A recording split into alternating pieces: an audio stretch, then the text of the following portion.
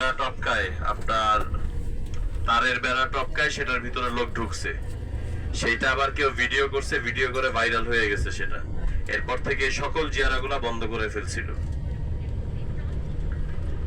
ভিতরে ঢুকে মসজিদে রাসূলের ভিতরে ঢুকে পাথর খুলছে সেখান থেকে খোটায় খোটায়। এগুলো আমরা যেন আমাদের দ্বারা না হয়, আমরা দিকে খেয়াল রাখবো ইনশাআল্লাহ। আমাদের যে তায়েফ কিন্তু খুব ছোট্ট একটি শহর ছিল, সেই সময়ের যে তায়েফ শহর সেটাতে আমরা যাচ্ছি। এখন যেটা আমরা তায়েফে এখন যেগুলা দেখতেছেন এগুলা কিন্তু নতুন।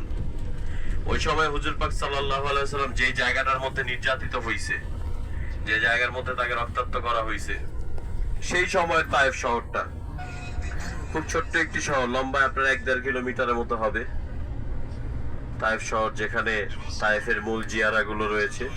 এর মধ্যেই সবকিছু, একটা জায়গার মধ্যে যেহেতু 3-4টা জিয়ারা, একটা জায়গার মধ্যে 3-4টা দেখার মতো কিছু আছে, স্মৃতি বিজড়িত জায়গা রয়েছে। তো সেই দিকগুলোতে আমরা খেয়াল রাখবো ইনশাআল্লাহ।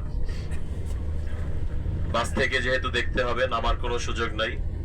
বাস থেকে আমরা ওইভাবে আমি আপনাদেরকে বলবো, সবাই দেখবেন বা যারা যারা ছবি তোলার আছে তুলবেন। একজন দেখলে আরেকজনকে সুযোগ দিবেন ইনশাআল্লাহ। এখন আমরা যেটা রয়েছি তায়েফের মূল সিটি সেন্টার, এই সিটি সেন্টারের পাশে এখানে এটা হচ্ছে নতুন শহর তায়েফের, আরো তৈরি হচ্ছে। এদিকে যে আন্ডার কনস্ট্রাকশন আছে কিছু। এটা কিন্তু আমরা এখন যেখানে রয়েছি